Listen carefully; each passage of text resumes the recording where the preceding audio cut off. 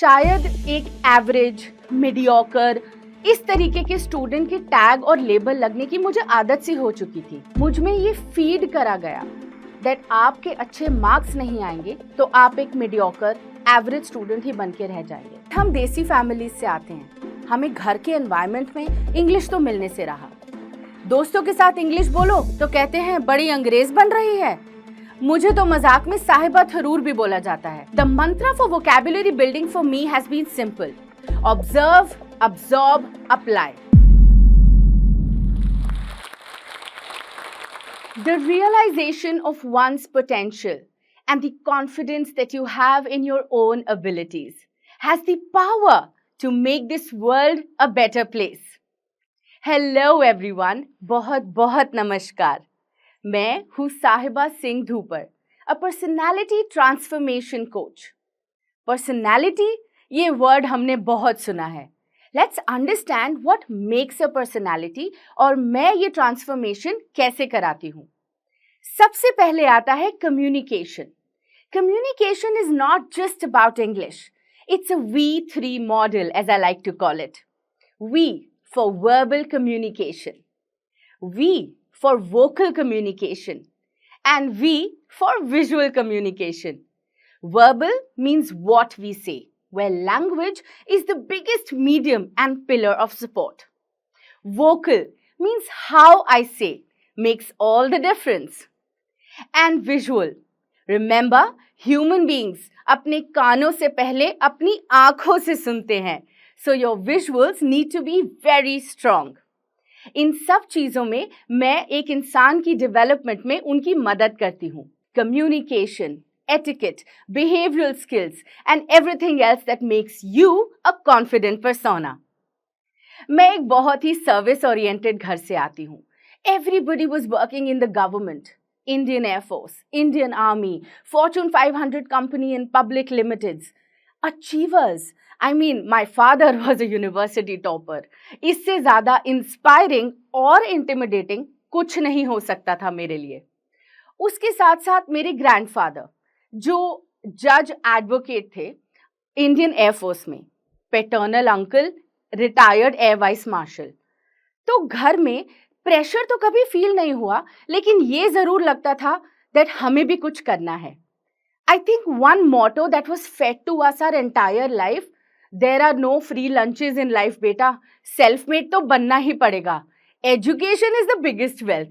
और शायद यही सोच रखकर मैं बड़ी हुई. बट जब आप घर से बाहर जाते हो आपको रियलाइज होता है दैट जरूरी नहीं है कि दुनिया भी आपको उसी नजर से देखे, दुनिया भी आपके अंदर वही थॉट्स फीड करे. इवेंचुअली यू रियलाइज दैट आप खुद को उस नज़र से देखने लगते हो जिस नज़र से दुनिया आपको परसीव करती है.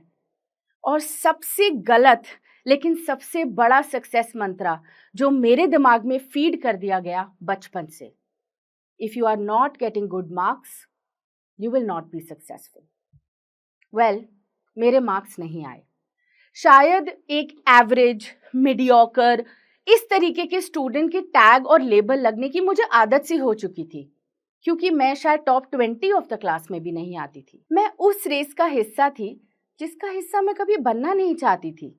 मुझ में ये फीड करा गया दैट आपके अच्छे मार्क्स नहीं आएंगे तो आप एक मीडियोकर, एवरेज स्टूडेंट ही बन के रह जाएंगे. सक्सेस, शायद आप सक्सेस के पास भी नहीं पहुंच सकते, उसको अचीव करना तो बहुत दूर की बात. पर जब मैं ये बातें सुन रही थी, जब ये सोच मेरे अंदर पनप रही थी, उस पॉइंट पे मैं गवर्नमेंट ऑफ इंडिया से अवार्ड्स लेकर आ रही थी थिएट्रिकल्स के लिए. मुझे बेस्ट एक्टर अवार्ड्स मिलते थे शेक्सपियर फेस्टिवल में. Debating, public speaking came naturally to me. Everybody said you are a born orator. But did that matter? It did not, did it? क्योंकि मेरे मार्क्स तो नहीं आ रहे थे. So before I knew it, I surrendered to that emotion that मैं किसी लायक नहीं हूँ. और यहाँ मैं एक पॉइंट सामने रखना चाहती हूँ. उस उम्र में ये रियलाइजेशन नहीं आती, पर अभी वो रियलाइजेशन है. कॉन्फिडेंस का मतलब होता है अपनी एबिलिटीज पे फेथ होना, अटूट विश्वास कि मैं ये कर लूंगी.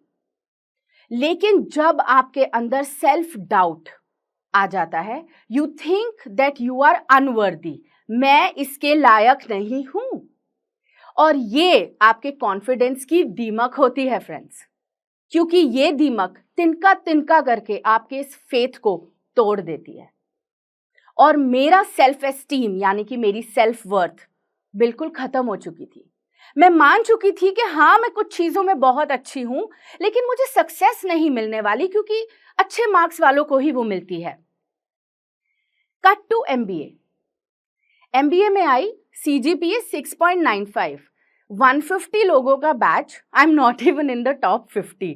Believe you me, placement season शुरू हुआ and it was the second और the third company, final year had just begun, it was the third semester and I felt okay, practice के लिए कर लेते हैं, 6.95 CGPA को कौन ही हायर करेगा।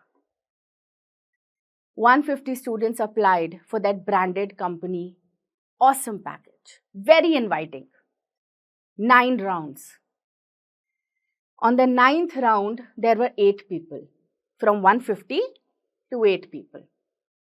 I was one of them. It was amazing. But also very overwhelming. ये कैसे हो गया? मैं तो डिसबिलीफ में चली गई। स्ट्रोक ऑफ लक होगा, बाय फ्लूक हो गया होगा, ऐसे थॉट्स दिमाग में आने लगे, क्योंकि खुद को उस लायक तो कभी समझा ही नहीं था। Guess what? I got the job. Yes, I got the job.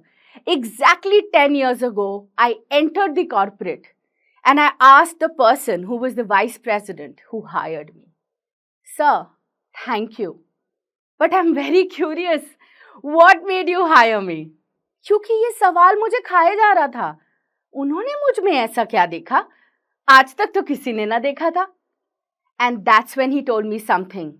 He said, काम, टेक्निकल स्किल्स किसी को भी सिखाए जा सकते हैं, लेकिन कॉन्फिडेंस, कैरिज्मा, कैरेक्टर और communication can only be imbibed, they can not be taught. You have that my girl. काम तो तुझे मैं सिखा ही दूंगा, लेकिन ये चीजें तुझे एक राइट फिट बनाती हैं। I'm not trying to say that good students don't make it big. I'm only trying to say that if you are not a good student, you work on your skill set, because everybody is unique and authentic. Now, what are the things that I worked on? Let's talk about communication. Communication में हम English की बात हमेशा करते हैं। English हमारी country में एक स्टेटस सिंबल तो बन ही चुका है। I must debunk this myth that English is not a status symbol. It is a language. So if it is a necessity for you to go global, to work in MNCs, to do anything that is going to help you place yourself on the map, you need English in your life. But हम देसी families से आते हैं, हमें घर के environment में English तो मिलने से रहा। दोस्तों के साथ English बोलो तो कहते हैं बड़ी अंग्रेज बन रही है। मुझे तो मजाक में साहिबा थरूर भी बोला जाता है, पर आज मुझे इतना पता लगता है कि मुझे इंग्लिश से मोहब्बत तो बचपन से हो गई थी, और आज इसी के थ्रू मैं आपको कुछ बताना चाहती हूँ। मैं एक ऐसे फैमिली बैकग्राउंड से आती हूँ जहाँ इंग्लिश घर की फर्स्ट लैंग्वेज थी, तो हाँ, मैं आपको बहुत प्रिविलेज लगूंगी, मैंने पूरी जिंदगी सुना है, लेकिन मैं आपको बताना चाहूंगी एक इंग्लिश का एनवायरनमेंट आपको सिर्फ लैंग्वेज के लिए कंफर्ट देता है। एक्सपर्टीज के लिए मेहनत आपको खुद करनी पड़ती है। मुझे इंग्लिश के द्वारा कंफर्ट मिला था और मैं एब्सोल्यूट कंफर्ट में इंग्लिश को अपनी जिंदगी का हिस्सा बना चुकी थी, लेकिन एक्सपर्टीज के लिए मैंने दिन रात मेहनत की है, आज भी करती हूं। The mantra for vocabulary building for me has been simple: observe, absorb, apply. What did I do? I observed my father, took that word, absorbed it. मैंने उसका origin, उसका pronunciation, उसका part of speech, something that nobody tells you, वो क्या है, adjective है, noun है, verb है, adverb है, पता कीजिए, क्योंकि तभी आप उस word को correctly use कर पाएंगे और आपका sentence structure सही होगा. So in a way, you're helping yourself teach yourself grammar as well. So observe, absorb, and then apply. You train your brain by using the word consistently and persistently. बिना हार माने आप उस word को use करते जाइए. And that is how your brain will believe, oh, this person is serious about retaining this word. And that's how it will remind you and give you the command to use this word at the right time. The second tip, I call it better substitutes. Think of any word that you use effortlessly. Practical. ठीक है? Practical word आप बहुत naturally और effortlessly use करते हैं. अब इस word का बेहतर substitute ढूंढिए. Rational, pragmatic, okay. Now train your brain whenever you want to use the word practical, you use rational or pragmatic. The first time you will not remember it. The second time you will remember it after you say practical. The third time you might remember it while you are saying practical. And then by rehearsal, practice and absolute dedication towards this, your better substitutes will become a part of your mental glossary. आज मैं head of the training department हूँ. कैसे? ये तो mediocre student थी. ये successful कैसे हो गई?